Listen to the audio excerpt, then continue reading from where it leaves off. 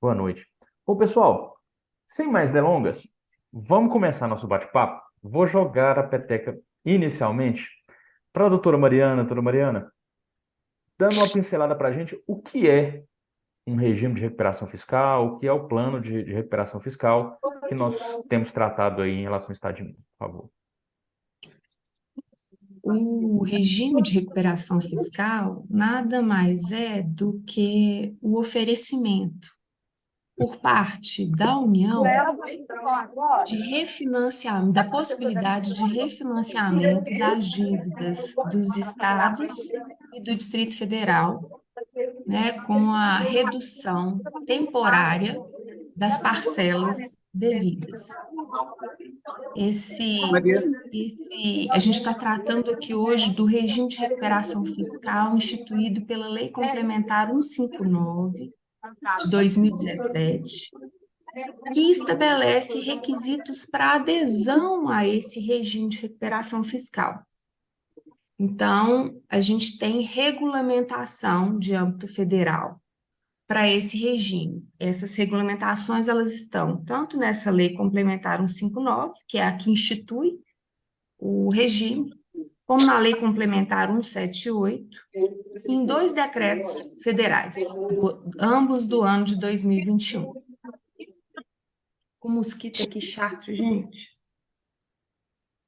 Nossa. É o verão chegando.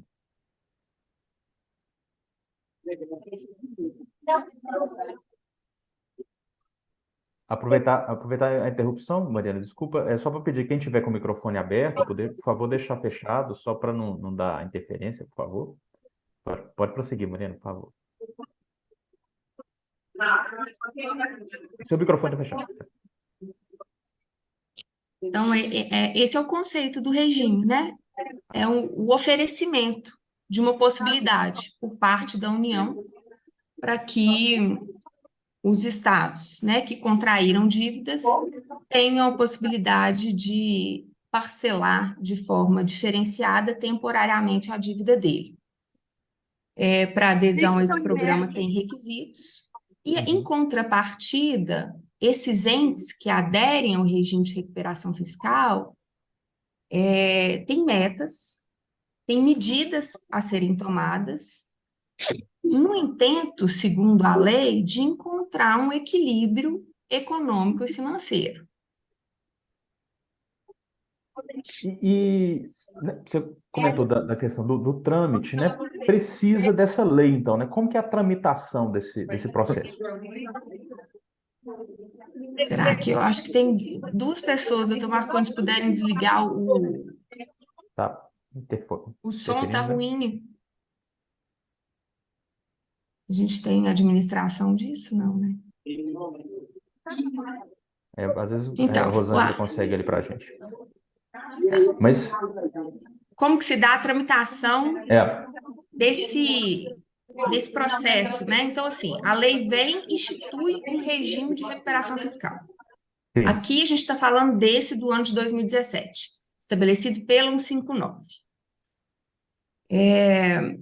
Os gatilhos desse regime de recuperação fiscal, ele veio depois com a Lei Complementar 178, né? Se a gente perguntasse, mas a gente está falando de uma legislação do ano de 2017, no ano de 2023, né? Por que disso? Então, a gente tanto teve medidas judiciais para que o Estado não pagasse durante alguns períodos a dívida que ele que ele tem contraída com a União, como também a gente não tinha edição desses gatilhos para adesão a esse regime. E isso veio com a Lei Complementar 178. Como que hoje a gente tem estruturado esse processo? Primeiro, eu preciso me habilitar para aderir ao regime de recuperação fiscal. Então, tem requisitos de habilitação, né? Isso está disposto lá no artigo. Gente do céu, estou com um mosquito aqui muito chato. Desculpa. Tem requisitos no artigo 2º da lei, então, requisitos relacionados à condição econômica do Estado mesmo, né? Então, um dos requisitos, aqui lendo, né, peço licença para ler, receita corrente líquida menor do que a dívida consolidada ao final do exercício financeiro anterior ao pedido de adesão. Então, voltando para a condição do Estado de Minas Gerais. Quando que o Estado pediu habilitação lá para adesão ao regime? Em julho de 2022. Então, em relação a esse requisito, ele vai olhar o ano de 2021. No ano de 2021, a minha receita líquida tem que ser menor do que a minha dívida consolidada. Outro requisito é as despesas correntes serem superiores a 95% da receita corrente líquida. Outro requisito, despesa com pessoal ser de no mínimo 60% da minha receita corrente líquida. E, por último, o valor total de obrigações contraídas ser maior do que a disponibilidade que eu tenho em caixa. Então, esses são os requisitos para me habilitar. E aí, Sim. quem que vai conferir esses requisitos? A Secretaria do Tesouro Nacional. E aí, de uma forma atípica, né? A gente vai falar disso lá na frente, que o Estado de Minas Gerais pediu habilitação de uma forma diferente dos demais, que normalmente espera-se uma lei estadual autorizando o Estado a adesão. Em Minas Entendi. Gerais, a gente teve uma condição diferenciada, mas a Secretaria do Tesouro Nacional entendeu que Minas Gerais preencheu os requisitos para adesão ao regime. Sim. E o Estado agora tem que Hum. desenvolver o plano dele, o plano de recuperação. E é nessa fase que a gente está, em Minas Sim. Gerais. Né? E Isa vai poder falar um pouquinho para a gente, assim, né, Isa, por que que durante todo esse período o Estado de Minas Gerais não falou sobre o regime de recuperação fiscal e qual foi a medida judicial adotada pelo Estado de Minas Gerais para ter o que ele chama de desbloqueio legislativo, né? O Estado chamou assim a resistência da Assembleia em votar, em apreciar aquele plano que ele apresenta no ano de 2019. Pois é, isso é interessante, porque então o debate legislativo, o debate democrático social, ele é necessário, ele é imprescindível para adesão, mas já era para ele ter acontecido lá atrás, né, Isadora? Qual que foi a manobra, o contorno que foi feito para adiar isso agora para a última instância? Boa noite novamente. Desde o início do ano desde meados do ano de 2018, o Estado tem se utilizado do Poder Judiciário para impedir a União de bloquear os recursos do Estado, argumentando que o Estado teria uma dificuldade de cumprir com as suas obrigações, né, e manter os serviços essenciais do Estado se os valores devidos à União ficassem bloqueados ou novos valores fossem bloqueados. Até o ano de 2022, essas liminares dadas pelo STF, concedidas pelo STF, permaneceram vigentes.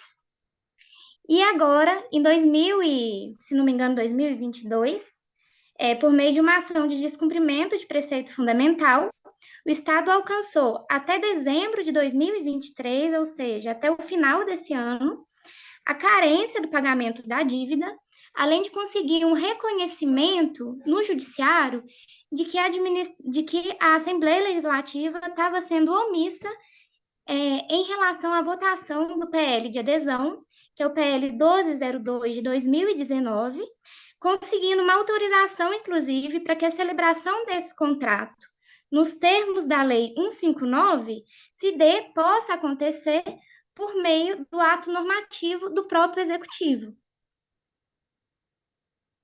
Certo. Então já começamos com uma grande aresta entre o executivo e o legislativo. Cris.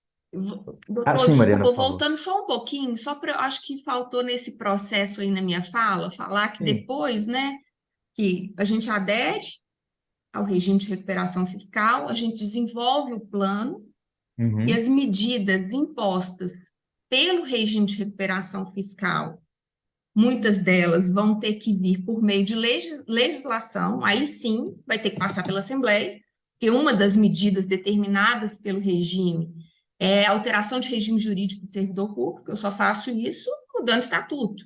O estatuto é uma lei que precisa ser apreciada lá no Legislativo. Outra medida que imposta, né, como condição mínima do regime de recuperação fiscal, a reforma da Previdência. Então, a gente já teve aí no estado de Minas Gerais a questão da reforma da Previdência, que, de acordo com o regime, era para se adequar, na medida do possível, ao regime dos servidores federais. Além de outros quesitos aí, medidas exigidas pelo regime de recuperação fiscal. E depois de feito isso, ainda tem o acompanhamento, tem um conselho que é constituído por um representante do Ministério da Fazenda, por um representante do Tribunal de Contas da União e por um representante nomeado pelo Estado para ver se ele está cumprindo. E aí, essa lei fala de um plano de até 9 anos. Na legislação do Estado de Minas Gerais, a gente tem uma previsão de um plano de 36 meses, podendo ser prorrogado por igual período. Mas a gente tem a possibilidade de extinção e de encerramento desse plano também. E as condições também estão dispostas nessa lei. Sim, aí foi bom você ter citado a questão da Previdência, porque você levantou a bola que eu vou passar para o Cristiano. Porque é o seguinte, Cristiano, tem as discussões técnicas da tramitação, da relação do Executivo com o Legislativo, da manobra jurídica que foi feita, mas o que vem ao caso principalmente para a gente são as repercussões para o servidor público, para o serviço público e para o SUS. Que basicamente, o que tem de complicado na proposta? Então, boa noite, colegas. Se não estiverem me ouvindo bem, por favor, falar aí que eu tento mudar o método aqui, tá bom? Então, meu nome é Cristiano Maciel, sou endócrino pediatra da FEMIG, servidor concursado desde 2008. Atuo também em consultório e na rede Unimed, atendimento da Unimed como endocrinologista pediátrico. E sou o diretor de mobilizações do Sindicato dos Médicos no segundo mandato.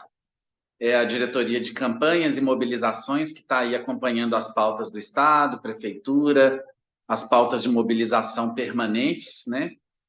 E é um prazer estar aqui falando com vocês. Parabéns pela iniciativa do jurídico, dos diretores Marconi, Ricardo, das nossas doutoras do Braga Lobato, Isadora, Mariana, Raíssa, o João, eu vi que está aí também, né? Mas toda a equipe muito competente aí do Braga Lobato que faz esse trabalho de parceria mesmo e nos dá esse suporte jurídico. Então, assim, contextualizando do ponto de vista político, nós que somos médicos ali da linha de frente, né? Eu, Marconi, Odilon, estamos no sindicato, mas hora nenhuma aqui a gente pratica sindicalismo profissional e nada contra, né, os diretores sindicais que se dedicam exclusivamente, muitas vezes tem aquela demanda, mas aqui no sindicato todos nós temos a nossa atuação em linha de frente, consultório, hospital, serviço público.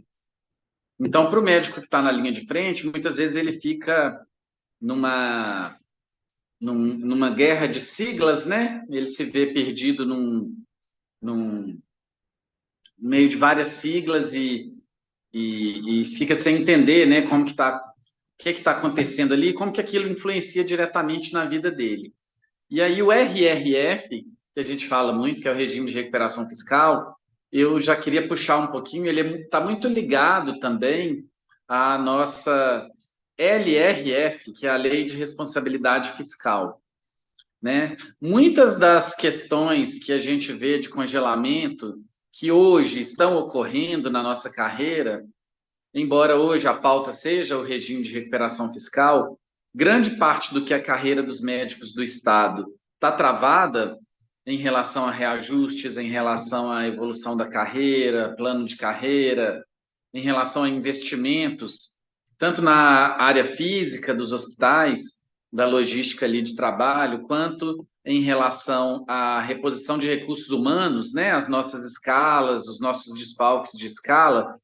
A justificativa do Zema, do governo Zema e de vários governos anteriores também, são os limites trazidos pela Lei de Responsabilidade Fiscal, que é até anterior ao regime de recuperação fiscal.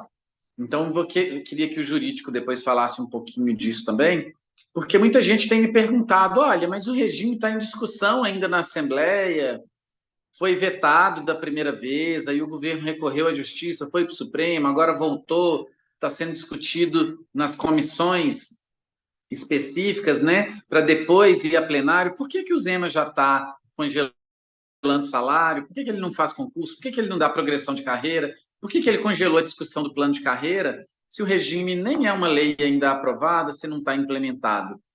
E a gente tem que entender que são coisas diferentes, o regime de recuperação fiscal com a lei de responsabilidade fiscal. Essa lei, o governo alega, né, o jurídico pode nos explicar melhor depois, mas o governo alega que o Estado está acima do limite prudencial da lei de responsabilidade fiscal, que é um limite que ele tem para as rubricas de gasto, né, para cada tipo de gasto, e ele tem um limite para gastos com pessoal, com recursos humanos, e segundo alega as contas do governo do Estado, né, o Estado ultrapassou esse limite, baseado nisso, ele não pode realizar reajustes, reposição da inflação, ou qualquer modificação de realização de concurso ou plano de carreira que leve a aumento de gastos acima desse limite que já está extrapolado. E aí, ligando as duas coisas, né, linkando as duas coisas, eu vejo de uma forma facilitada de explicar o regime de recuperação fiscal como uma eternização, né, pelo menos pelos próximos 9 anos, uma normalização desses bloqueios do Zema. Ao invés de todo ano, periodicamente, a cada período trimestral, ele ter que demonstrar pelas contas que está acima do regime prudencial, congelando os gastos públicos, principalmente com recursos humanos, o regime de recuperação fiscal, ele praticamente, através desse instrumento jurídico, ele legitima com que o Estado já faça o que ele tem feito aí anualmente, utilizando o argumento da lei de responsabilidade fiscal, com o regime. Então, durante os próximos 9 anos, nós temos aqui estamos dentro desse processo de recuperação fiscal com o governo federal, pactuado com o governo federal, e por causa disso, ele legitima esse pacote de congelamentos, né, que tanto influencia na nossa vida e no dia a dia. O ponto mais imediato, nessa primeira pergunta, Marconi, o ponto mais imediato em que a gente já vê essa limitação pesar aí na nossa prática do dia a dia é a questão salarial.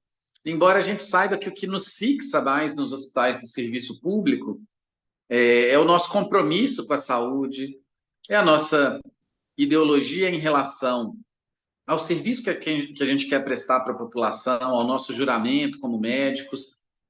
Eu não vou dizer altruísmo, porque somos funcionários pagos por um trabalho, temos metas para cumprir, horário para cumprir, mas eu diria que tem sim uma dedicação maior do médico que hoje se dedica ao serviço público, uma vez que, apesar da piora do mercado, que claramente tem, hoje a carreira pública é onde a gente tem o nosso menor ganho financeiro, e ela não é nem de longe hoje, com o plano de carreira atual, competitivo com o mercado privado, que em Belo Horizonte ainda está aquecido pelos convênios, pelos vários novos entrantes de convênios, um mercado privado que ainda está em expansão, ou mesmo pela via autônoma particular, que os médicos que se dedicam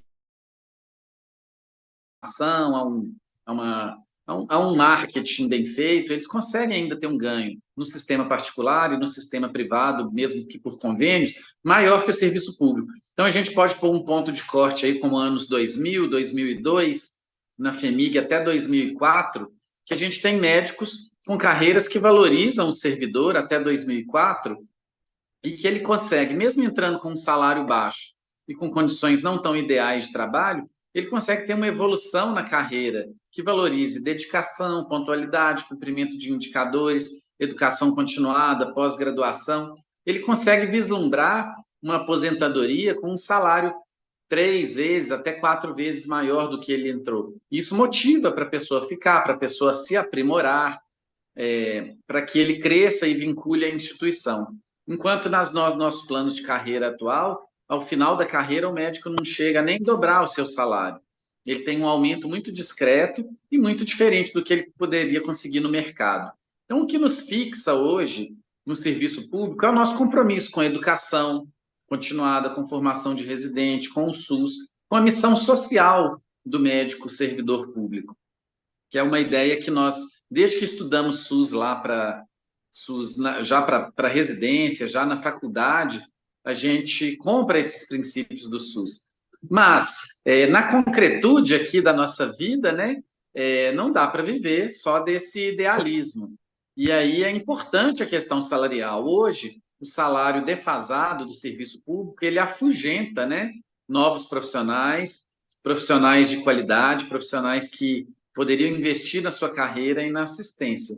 Então, o que a gente vê é que esse congelamento trazido aí pela LRF, que é a Lei de Responsabilidade Fiscal, e pelo RRF, uma vez concretizada a adesão de Minas ao regime de recuperação fiscal, ele terá vários impactos em vários campos, mas de imediato, o que eu posso colocar aqui nessa primeira participação é que o nosso salário, que já não fixa o médico para se manter uma escala estável, que já não permite que a gente mantenha profissionais jamais tarimbados, jamais desenvolvidos dentro da sua carreira, né, com uma posição de referência, que a gente não fixe esses profissionais que entraram depois dos concursos de 2004, uma vez que a carreira é muito ruim.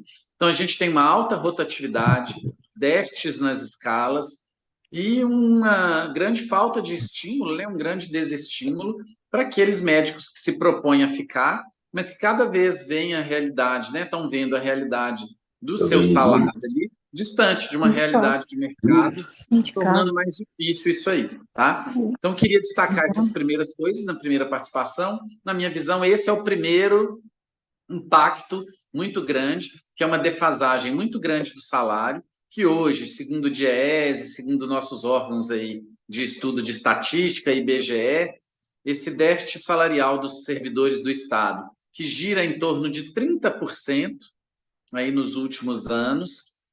Na verdade, a gente chegou a 47% de déficit. Imagina você ganhar, seu salário ser reduzido à metade, né? Nós já chegamos a ganhar na FEMIG aí um salário de 20 horas, em torno de 8 salários mínimos, e hoje o salário da FEMIG, ele chegou a estar 3 salários mínimos. Então, nós tivemos uma defasagem muito grande, chegou a 47%. Com as lutas sindicais, dos vários sindicatos, nós tivemos aquele reajuste de 10%, que amenizou um pouco, e em relação a vencimento, não a salário base, uma série de adicionais, gratificações, adicional de urgência, que não atingem todo mundo, né? A ajuda de custo, que é uma verba indenizatória, que não atingem todo mundo, mas, em média, compõe aí em torno de 15%. Então, 15% em relação a adicionais, que não são isonômicos para todo mundo, né? Mais os 10% de reajuste que a gente teve aí já no governo Zema, depois de um déficit muito grande, amenizou um pouco essa nossa perda de 47% para próximo aí a 30%, porque caiu para 20% e quase 30%, mas que já com a inflação dos últimos 2 anos, que não houve reposição, já chegamos a uma perda em torno de 30%. E essa perda, a partir de agora, uma vez aderido ao regime de recuperação fiscal, se não houver uma recomposição nem mesmo da inflação, ela vai se ampliar de 55%, deste salário já defasado 30%. Então, é uma defasagem salarial muito grande que a gente chegaria aí ao final desse período do regime de recuperação fiscal, recebendo praticamente 1/4, 25% do que é o nosso salário em poder de mercado, o equivalente à época a 2, 3 salários mínimos, que é um salário totalmente incompatível com uma prática médica de qualidade. Então, não é o salário que mais nos motiva a estar no serviço público, mas, com certeza, uma defasagem tão grande é uma grande pedra aí e com certeza, um grande instrumento do governo para sucatear, né, o serviço público e partir aí para as terceirizações, que é outro tema. Então, já falei demais neste primeiro momento. Vou passar aí, voltar para o colega Marconi. Não, excelente. Não, então vou te descansar e vou passar a bola para a Mariana, porque, como você falou, tem mais coisa. E a gente está acostumado, né, Mariana, a escarafunchar esses projetos para procurar onde é que tem jabuti nessa árvore, né? Além desse golpe, né, que é quase letal, né, no SUS, que é sucatear e desmotivar a equipe. Tem mais jabuti importante nessa árvore, nessa proposta inicial do plano, do executivo? Exatamente isso que o doutor Cristiano disse, porque o regime de recuperação fiscal, ele vem defender a lei de responsabilidade fiscal, de certa forma, né? Tem medidas ali para proteger aquilo. Então, os estados que já estão, né, sufocados mesmo pelo regime prudencial tendem a diminuir mesmo, né? E isso o serviço de uma forma geral. Então, com a adesão ao regime de recuperação fiscal, o Estado ele fica impedido, né, de conceder qualquer tipo de vantagem, aumento, reajuste ou adequação da remuneração, a não ser a revisão geral anual, assegurada pela Constituição, ou determinação judicial. Ele também fica impedido de criar cargo, criar emprego, criar função, que implique em aumento de despesa. Antes da Lei Complementar 178, a gente até tinha possibilidade de criar se tivesse vacância. Agora nem isso. A admissão ou a contratação de pessoal, a não ser para cargo de chefia ou contratação temporária. E também, como medida prevista lá na legislação, criação, majoração, reajuste ou adequação de qualquer auxílio, de qualquer natureza, inclusive o indenizatório. É interessante a gente observar as exceções, né? Então, existe na lei essa vedação de aumento, mas existe a possibilidade de gasto com organização social, por exemplo, desde que não implique em aumento significativo, assim, né, de despesa. Então, ele cria uma exceção aos gastos, admitindo a participação de organização social, sem a transparência que a gente espera ter, sem a gente ter condição de verificar se de fato vai estar economizando ou não, né? Em que tempo isso vai acontecer. E outro ponto eu acho que importante, assim, importante também eu destacar aqui, gente, que em relação a direito financeiro, econômico, eu estou aqui aprendendo também, tá? Minha área é o direito administrativo, o direito do trabalho do servidor com a administração pública. Mas outro ponto que eu acho que é importante na legislação, que é essa perda de autonomia, né, do Estado. Então, como que a União estabelece que eu, Estado, não vou poder atuar junto aos meus servidores, o meu regime jurídico, condicionado àquilo ali que ela está estabelecendo. E ainda assim, né, com a previsão desse Conselho de Supervisão do cumprimento do regime de recuperação fiscal, medidas podem ser adotadas por meio de decreto do Executivo Federal. Então, a gente teme essa perda de autonomia mesmo dos entes para administrativa e financeira, especialmente em relação à administração do seu pessoal. Então a gente fecha bastante a torneira do ponto de vista do serviço público no molde constitucional, mas deixa uma porta aberta para a via da terceirização das OS, né? Aí eu vou devolver a bola para o Cris. Ô, Cristiano, uma coisa que muita gente tem nos perguntado, né, é sobre a atuação. Diante desse cenário que você colocou, Mariana, tem havido atuação do sindicato, não só do sindicato dos médicos, mas das demais categorias dos servidores, né? Claro, importante a gente esclarecer, né, Marconi, bem lembrado, que o regime não afeta só os médicos. Então, a gente está aqui num evento do Sindicato dos Médicos.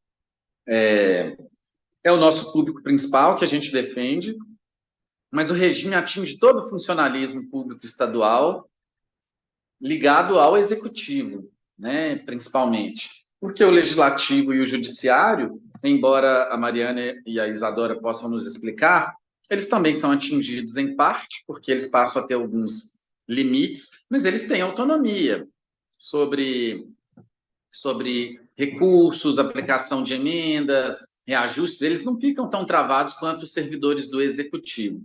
E os servidores ligados ao executivo, então, médicos, professores, segurança pública, todo o funcionalismo estadual aí são esses três principais, né? A segurança civil, a polícia civil e a militar, toda a rede da FEMIG, Hemominas, Unimontes, IPSENG, Secretaria Estadual de Saúde, então toda essa rede de saúde estadual, médicos e outras categorias, né? Lembrando a importância das agências, das delegacias de saúde do estado no interior, né? Cidades polo, regionais, como Diamantina, Juiz de Fora, Montes Claros, a importância que tem lá do funcionalismo estadual, e professores, né? A base aí das escolas estaduais.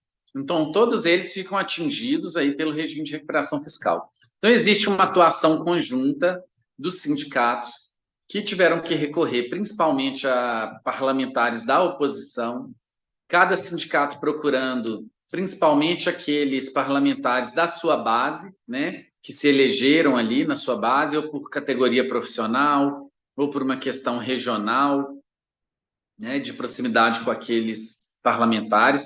E aí, falando da nossa atuação aqui, Sinmed, nós temos feito intensivamente, principalmente com o presidente Jordani, o Thales, que é um membro novo da diretoria, doutora Valneia, que é médica do trabalho, doutor Maurício, que é da direção executiva, Marconi também. Então, nós temos feito um intenso trabalho de visitação de parlamentares, tanto deputados estaduais, de oposição e de centro, em que ainda não tem uma postura fechada com o Zema, porque é perda de tempo visitar os deputados já articulados com o governo, que não vão mudar as suas posições.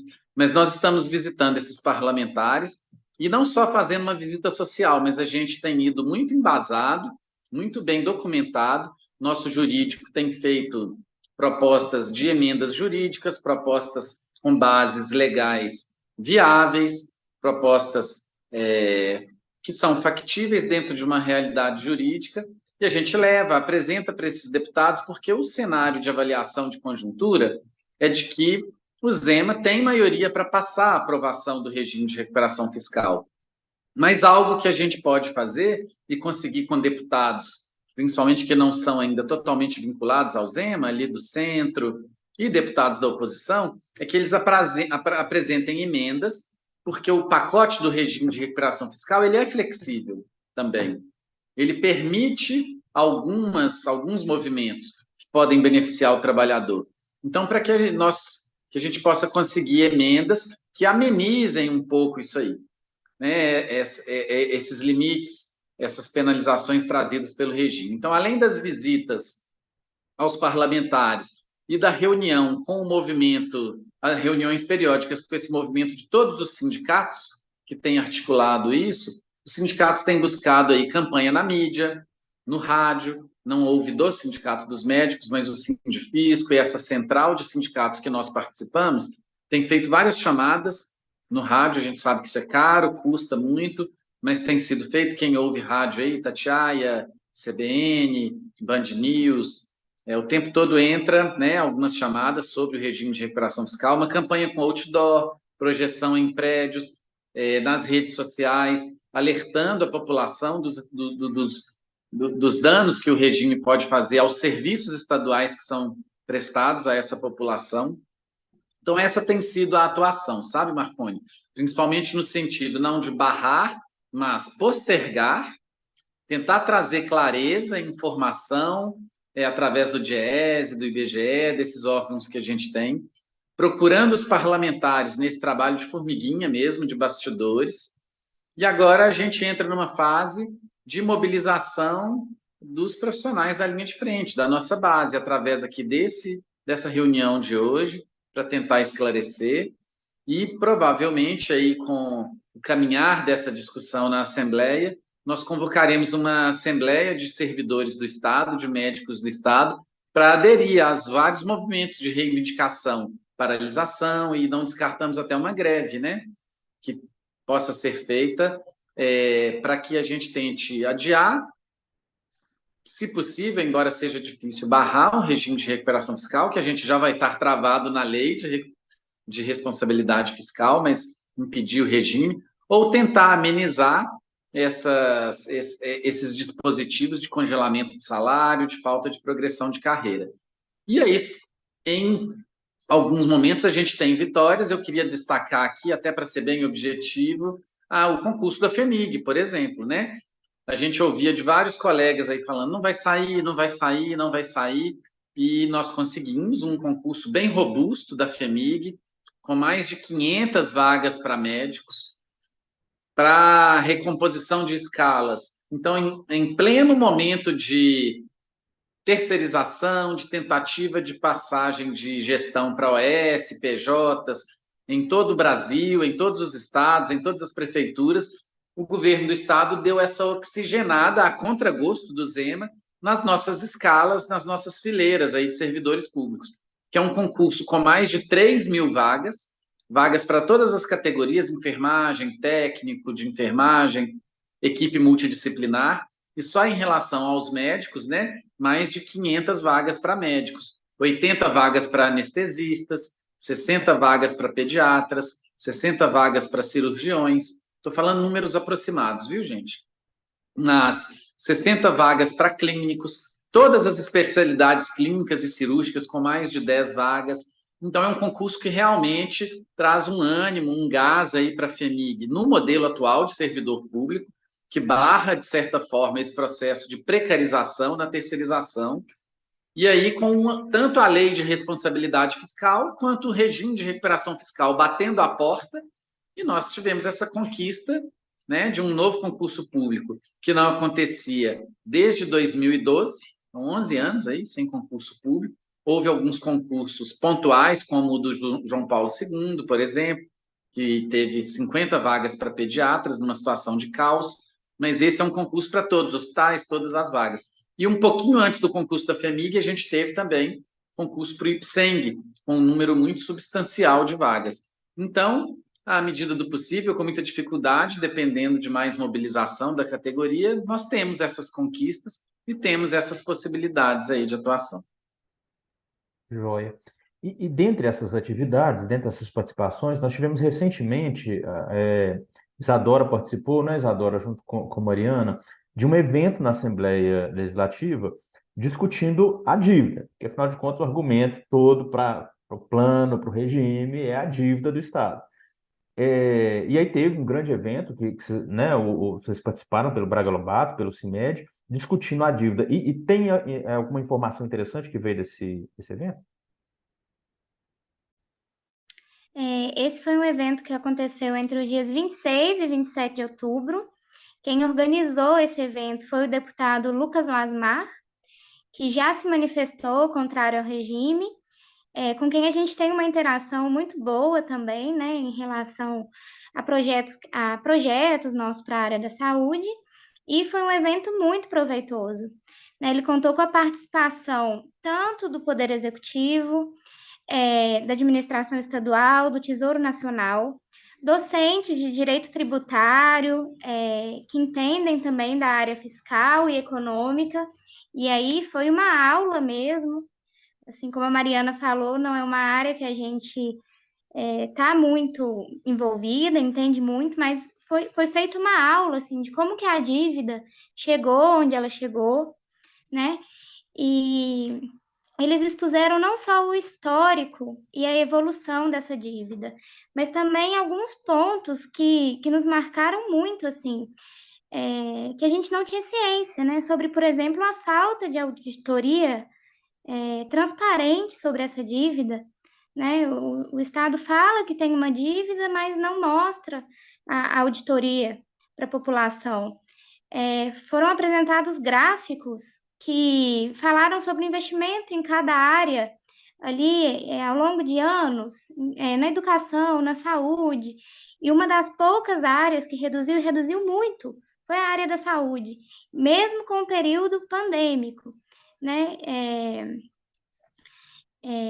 Ficou clara também a falta de projeção real sobre a eficiência desse regime ao longo dos anos de duração dele, se ele foi de fato aderido, né? Então, muitos pontos, muitas lacunas assim foram chamadas a atenção nesse evento, coisas que eu, por exemplo, não tinha ciência. Foi um evento muito proveitoso. E aí, Isadora, aproveitando que a palavra está contigo, lá na Assembleia, é, Mariana, depois vou passar para você também, Mariana, acho que a Mariana quer comentar ali do evento.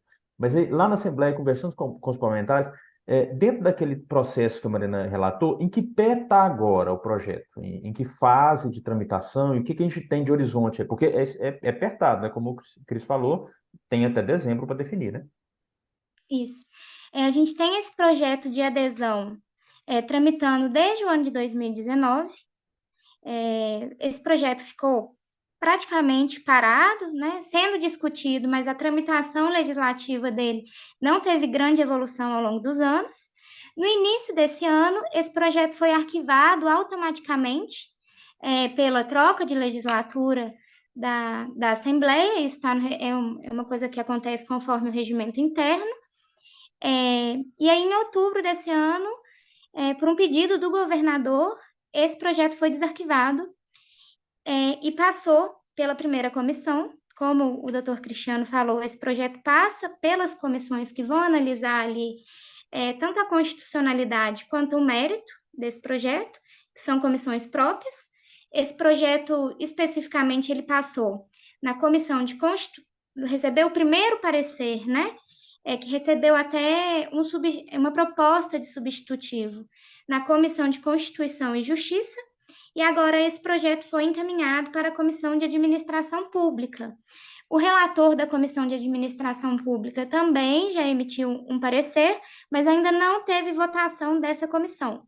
Esse parecer estava agendado para ser votado hoje na comissão, após receber a votação, ser encaminhado para a Comissão de Fiscalização Financeira e Orçamentária, mas eu acompanhei ao longo do dia inteiro essa votação, que não aconteceu, então entrei em contato com a assessora do Lucas Lasmar, que me informou que está havendo movimento dos deputados da oposição e conseguiram adiar novamente essa votação para o dia 13. Então, a gente vai continuar acompanhando ali para ver se vai ter mesmo essa votação no dia 13 ou se vai ser postergada novamente.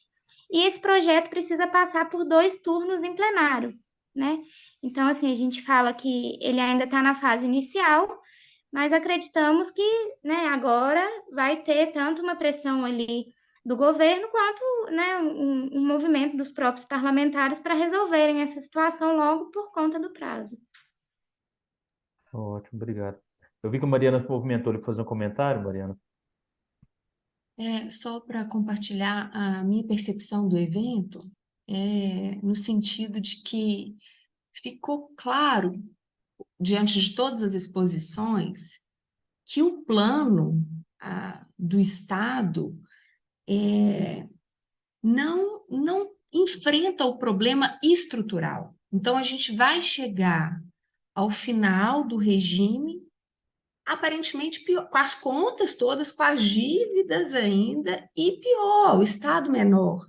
Então, isso foi muito enfrentado, tanto no aspecto da aquisição da dívida, tanto no aspecto, né, das renúncias feitas pelo governo estadual, mesmo no momento de crise, e da importância, deu esperança, né? A impressão ali, não tinham tantos parlamentares, mas assim, tinham servidores de outros estados que já aderiram, né? O estado do Rio de Janeiro tinha um representante do estado do Rio de Janeiro falando do problema do Rio de Janeiro, de como o estado encontra, né, com a condição econômica pior, ruim,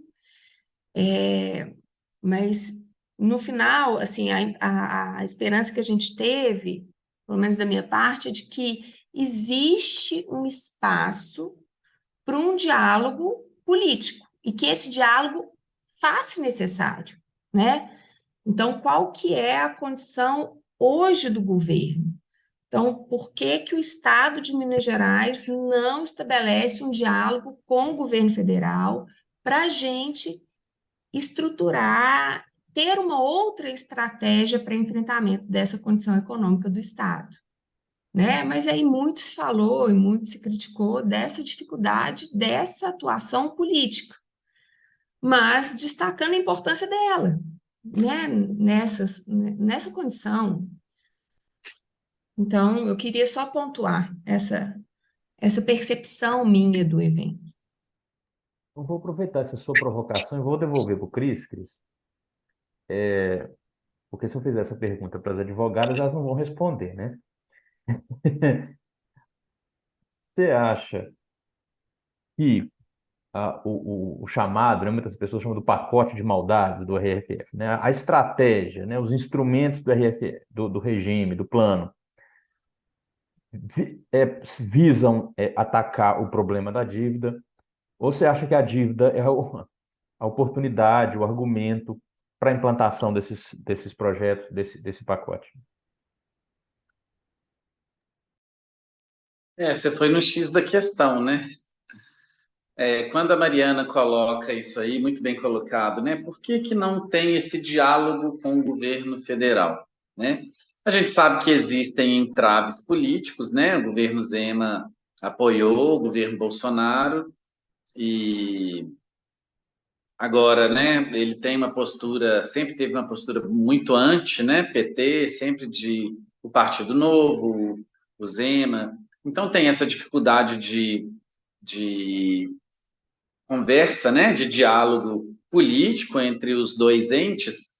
Agora, ele está deixando, né, de explorar uma oportunidade, porque durante todo o tempo de atuação como oposição, o PT criticou esses planos de recuperação, embora defenda também um grau de controle, austeridade, mas criticou esses planos que tiram a autonomia do Estado, que trazem um arroxo muito grande, né, uma restrição muito grande, penalizando o servidor público e o usuário do serviço público, né, reduzindo o Estado a um Estado mínimo, em que se terceiriza tudo e o Estado realiza serviços mínimos e sendo o máximo possível de utilização da iniciativa privada.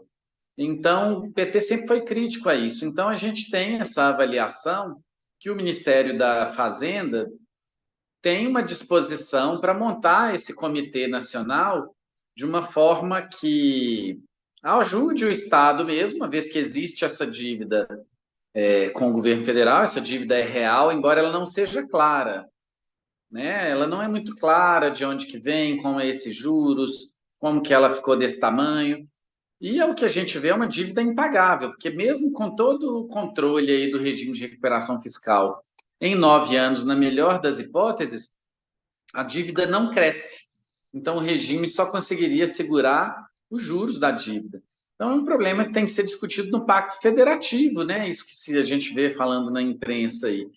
O caminho não é por aí. Minas Gerais fez renúncias fiscais importantes, que é a tal da Lei Candir, e que, pela dificuldade política até de cobrar, o Zema aceitou um acordo para a equalização da Lei Candir, abrindo mão de muito do que Minas Gerais tem para receber e que deixou de receber de royalties de minério. A avaliação do Sindifisco é que os créditos o que Minas deixou de arrecadar pela Lei Candir, aí já é outra discussão, poderia anular a dívida a ponto de Minas não precisar aderir ao regime de recuperação fiscal. Mas esse, infelizmente, é uma oportunidade que perdeu porque o Zema aceitou o acordo lá para receber bem menos do que teria direito pela Lei Candir, ao invés de fazer um encontro de contas. E aí todos os elementos mostram assim, né? Vencida essa dificuldade, sabendo-se da dificuldade política, do diálogo, mas, ao mesmo tempo, por outro lado, a facilidade política de ter um governo federal que não apoia um regime com um arroxo muito grande. Não é a prática dele. Então, o Zema está deixando de usar essa oportunidade, se escorando na dificuldade de diálogo ideológico, embora ele tenha sido até convidado pelo ministro Haddad, né, na última semana para discutir os termos dessa adesão. E aí o que leva a gente a pensar é isso mesmo, que ele está se escorando no regime. Quantas vezes a gente já não viu isso no nosso hospital, né? Do nosso diretor de hospital querer que determinado colega trabalhe a mais, atenda dobrado, e aí a dupla daquele colega adoece e ele propositalmente não contrata ninguém para forçar aquele outro colega ali a trabalhar a mais, né? Fazer o serviço dos dois. É isso, o Zema já tem uma clara manifestação de plano de governo, de entregar para a iniciativa privada tudo que puder ser entregue mesmo. Então, deixar o serviço sucatear, criar um serviço de Estado mínimo, fugir das amarras da lei de responsabilidade fiscal, ele indo para um processo de terceirização e de busca do serviço privado, essa adesão ao regime parece que é mais para isso. Ele quer usar como um instrumento para realizar coisas, né, que ele já gostaria de fazer, do que efetivamente equalizar as contas do Estado. Então, existe essa avaliação, isso é avaliação de conjuntura, uns concordam, outras não, o governo nega, né? Nega que exista que não tenha buscado diálogo, que não tenha buscado outras soluções, mas não adianta só negar, ele tem que provar. Então, esse evento, como foi o do Lucas Lasmar, caminha nesse sentido, de levar a discussão até para um nível mais técnico, também, a gente sabe que não tem como desvincular do político. E aí, essa nossa mobilização, lutar pelo concurso público, lutar pelo plano de carreira, lutar por condições de trabalho, nós barramos, como nós já barramos várias vezes, esses processos de terceirização e pensar politicamente, né? Temos eleições por aí, mesmo um regime que Minas faça uma adesão há 9 anos, se entra um outro governo, existem mecanismos, sim, né, para se questionar a forma como foi feito, pode ter votação na Assembleia, pode recorrer juridicamente. Então, a gente tem que pensar nisso tudo, sim, até pela qualidade do nosso voto. Joia. Pessoal, nós ainda temos alguns minutinhos. Eu queria deixar aberto para quem está acompanhando aqui de maneira síncrona, né? Depois, quem for acompanhar pela gravação nas redes sociais, pode participar nos comentários. Mas quem está acompanhando aqui de forma síncrona, quem quiser participar com alguma provocação, com algum questionamento, com alguma dúvida, coloca aí no chat que a gente repassa. Enquanto as pessoas vão digitando as suas dúvidas ali e nos mandando, eu vou fazer uma minha, que eu estava ouvindo vocês comentarem. E aí, lá no evento que vocês participaram, Isadora, Mariana, eles falaram que vieram representantes de outros estados, parlamentares e servidores. Minas não é o primeiro estado a aderir ao regime de recuperação fiscal. Nós já temos alguns estados que aderiram anteriormente. Acho que uns 3 estados ou 4 estados já aderiram. Como é que ficou a situação desses estados? Melhorou? Vocês viram algum dado lá? Como a Mariana falou, o estado mais citado das consequências da adesão foi o Rio de Janeiro, né, que é o que parece não é nem a primeira adesão. E durante todos os anos que o Rio de Janeiro já tem enfrentado esse regime de recuperação fiscal, não houve nenhuma efetividade na melhoria financeira do Estado. Pelo contrário, a dívida subiu. E além da dívida ter subido, muitas privatizações aconteceram. Foi dito que o Estado tem passado dificuldades até em obter serviços essenciais, como luz, água, e os servidores estão pagando o preço dessa adesão. Então, os servidores estão há muitos anos sem reajuste, com muitas proibições, muitas vedações nas concessões de promoções, progressões e o congelamento dos salários, que, como o doutor Cristiano falou, apesar de todos os outros prejuízos, é o que ele sente ali de forma imediata, né? E como foi dito nas projeções, que poderá acontecer aqui no estado de Minas Gerais, não ter de fato nenhuma recuperação financeira. Obrigado. Algum comentário, Mariana? São 4 estados, considerando Minas Gerais, né? A gente tem Rio de Janeiro, Goiás, Rio Grande do Sul e Minas sem o plano, só com a habilitação lá. Obrigado. Tem uma para o Cristiano também, Cristiano. Sobre a equidade, Cris, da proposta. Porque então tem para todo mundo, né? Tem previdência, tem congelamento de salário, tem congelamento de concursos. Essa proposta ela é equânime para todo o Estado, para todas as categorias e classes sociais, ou tem diferença? Esse é um outro problema cruel, né?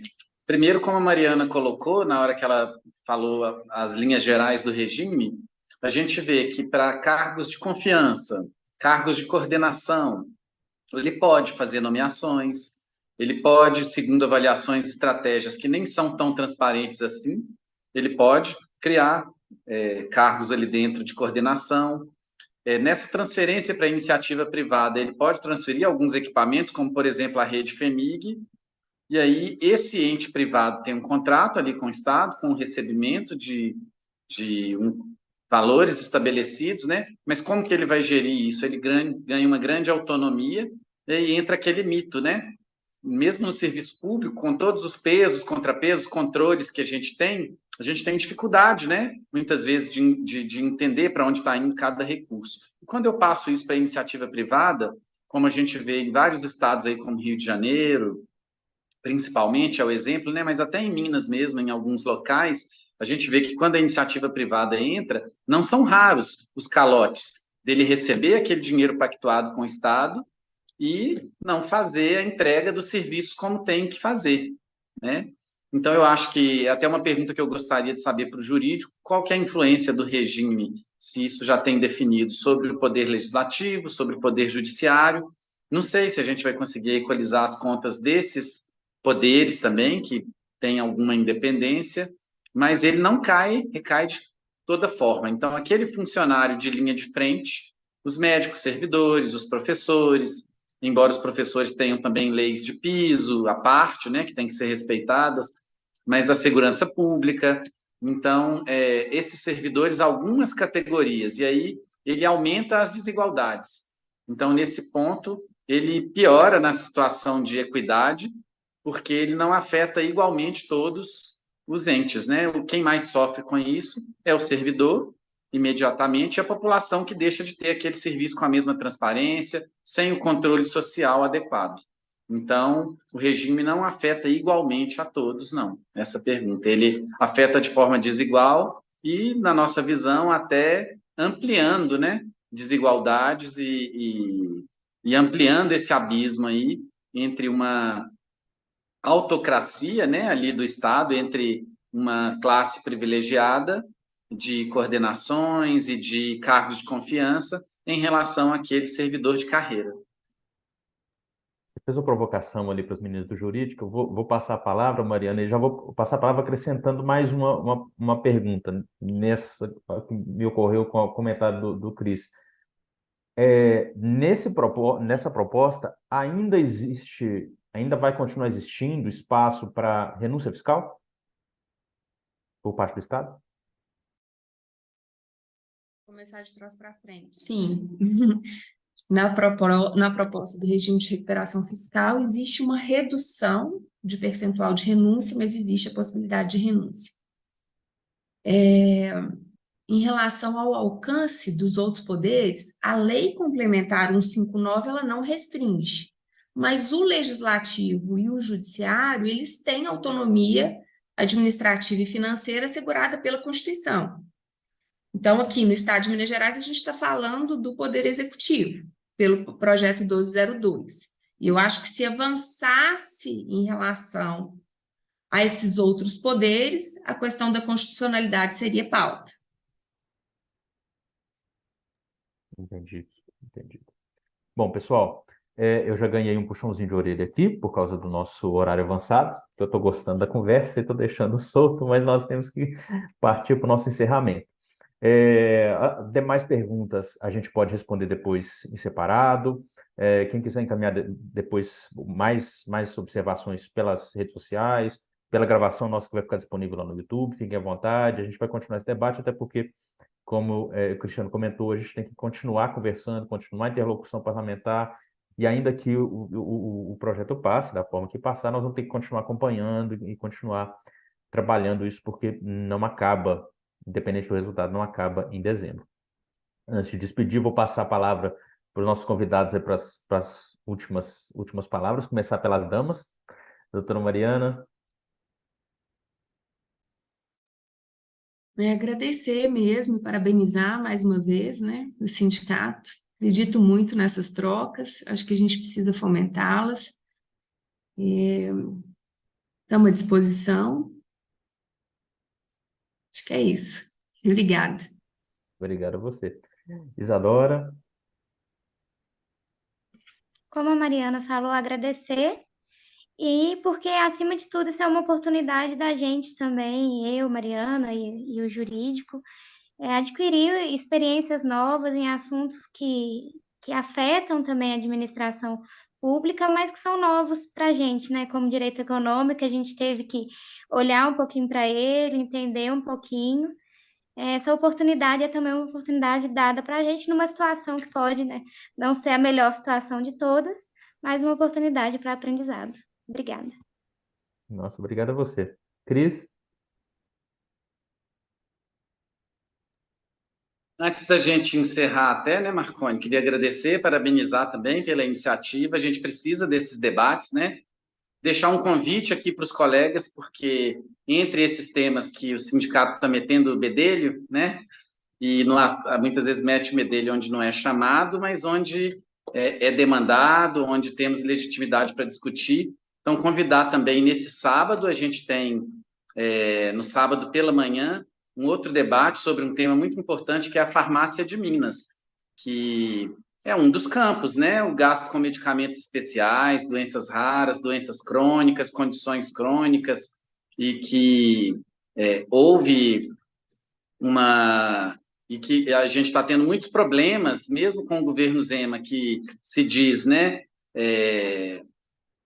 Diz que resolveria essas questões de acesso e de dinâmica administrativa e que não faltaria medicamentos, e aí mesmo esses medicamentos especiais, essenciais, oncológicos, endocrinológicos, da parte da psiquiatria, da pulmonologia, então todas essas áreas da reumato, que precisam de medicamentos especiais, os pacientes e os profissionais estão sofrendo bastante. Então a gente vai fazer no sábado aí um debate sobre a farmácia de Minas, e que vai ser também de forma direta e indiretamente impactada aí pelo regime, porque ele passa por todos os gastos, né? Se fosse possível, eu sei que o Odilon está nos acompanhando aí, não sei se ele tem condição de falar um pouquinho também. O Odilon sempre traz visões muito importantes sobre os processos, né? Uma pessoa muito bem informada, muito bem instrumentada, que participa aí das entidades médicas. Se for possível, Odilon, dar uma palavrinha aí para a gente. Eu acho que acrescentaria muito, se não, valeu a participação aí, viu, Odilon? E aí, só para encerrar, queria deixar esse recado. Nós somos muito cobrados, né? Até nos grupos, nas redes sociais. Pô, o regime está passando aí, está sendo discutido, o sindicato não vai fazer nada. Tenho aqui um amigo que é jurista, tenho aqui na família um juiz que falou que isso é fácil, é só a gente entrar na justiça, embargando tudo, alegando inconstitucionalidade. Dizer o seguinte, gente, isso é uma luta de todos. O sindicato tem uma margem de atuação pequena como sindicato isolado. Então, se fizéssemos uma greve, uma paralisação dos médicos contra o regime de recuperação fiscal, qual a efetividade que teria sozinho, sem articulação com os outros sindicatos? Muito difícil, né? Que um sindicato isoladamente mobilize seu jurídico para entrar com uma ação de um assunto que está sendo discutido. Todo o Estado, todas as categorias do ponto de vista quantitativo, né? Como professores, segurança pública, muito maior até do que os médicos. Então, é uma luta de todos, a gente tem que ter um diálogo frequente, temos que ter as nossas posições, uma avaliação do impacto disso aqui na nossa área de atuação, mas Andorinha sozinha nessa discussão aí não vai conseguir nada, não. A gente tem que articular com outros sindicatos, até muitas vezes com uma posição ideológica, com uma prática sindical diferente, mas porque está pegando todo mundo. Então, estamos todos os servidores públicos no mesmo barco, tá? Não vamos achar que médico é uma classe privilegiada, que tem um poder maior que as outras e que possa fazer algo sozinho. Então, a gente tem contribuído dentro da nossa parcela, nos fóruns sindicais, nas visitas a parlamentares, nas propostas do jurídico. Também vamos, no momento oportuno, aderir, se for necessário, às reivindicações, às paralisações, aos movimentos, né, que possam eventualmente sair disso aí. Então, é muito importante a gente ter uma discussão qualificada, no meio, numa reunião como essa aqui, num momento como esse, que a gente consegue buscar isso para não ficar uma fala vazia de conteúdo, né? Só contra, sem apontar o porquê, as razões disso, onde que isso pode impactar para a gente, e outras vias de saída aí, né? Então, eu acho que esse debate aqui é mais um componente dessa atuação como um todo, convidar os colegas a falarem, que estiveram aqui, que participaram, a falarem sobre isso, a puxarem esse assunto nos seus grupos, a convidar o pessoal para assistir uma parte aqui do nosso debate, que seja, quando tiver um tempinho aí, né, em casa, e quiser fazer desse tempo mais produtivo. Então é isso, agradecer, convidar todo mundo a inserir nessas lutas, nas próximas assembleias que nós faremos, e é assim, com essa atuação conjunta, que a gente pode conseguir alguma coisa, e temos conseguido sim, né? O regime já era para estar implementado desde 2020, 2019, já tinha essa discussão, nós conseguimos fazer uma atuação legislativa junto com os outros sindicatos, derrubar isso na Assembleia, né? É importante colocar isso, que na primeira vez que o regime veio sob discussão, ele não foi aprovado, o governo não teve essa força para aprovar na Assembleia Legislativa, e com isso a gente conseguiu esse adiamento que já vai aí para 2, para quase 3 anos. Então, temos força sim, não podemos desistir, não que seja fácil, mas de forma conjunta, articulada, coordenada e com argumentos, nós podemos ter sim conquistas, e se não para avançar no serviço público neste momento, né, na garantia de um serviço público gratuito, de qualidade, com equidade, se a gente não pode avançar, pelo menos evitar que ele seja sucateado e manter a possibilidade de uma reconstrução. Obrigado, boa noite aí a todos. Obrigado, Cris. A Rosângela colocou para a gente no chat o link para o nosso evento de sábado, sobre farmácia em Minas. E a palavra é sua, Dilon. Você foi citado e provocado. Agradeço rapidamente. Na verdade, a gente tem uma consciência, um médico, que a nossa prática, a gente vê isso. O recurso financeiro não é infinito, ele é limitado. Demandas infinitas. A gente tem realmente cada vez mais necessidade dentro da sociedade, demandas em relação a tratamentos, demanda na própria carreira. E a gente tem uma questão que eu acho que é muito prática e que a gente precisa, sim, toda vez que levar a discussão aos entes públicos, fazer, na verdade, uma questão que é um planejamento estratégico de longo prazo. Não depende do governo, depende de, vamos dizer, corrente ideológica partidária. Nós precisamos, como sociedade, nos organizar para saber o que realmente afeta, o que realmente nós desejamos para o nosso futuro e o futuro das nossas gerações. Não adianta planejarmos hoje, adianta vir uma outra pessoa desfazer amanhã. O que é importante vamos regular as demandas sociais que ali na nossa parte, demandas também médico-trabalhistas. Se a gente conseguir, sabe, pelo menos com o esboço disso, de momento tão ruim que nós estamos vivendo em relação a essas propostas, nós vamos avançar imensamente. Vai acabar mais debate sobre isso, com certeza na próxima reunião, sei também, e é só não alongar agora, porque senão vai passar o horário. Valeu. A gente que agradece, não, obrigado demais. Pessoal, vamos encerrar por aqui então. A gente vai continuando esse debate em outros fóruns, em outros espaços. Agradecer muito aos nossos convidados, a quem participou com a gente de maneira síncrona, e quem for acompanhar a gravação nas redes sociais, por favor, participar nos comentários, deixar aí suas perguntas, suas provocações, e a gente dá sequência no diálogo. Obrigado a todos, boa noite, até amanhã.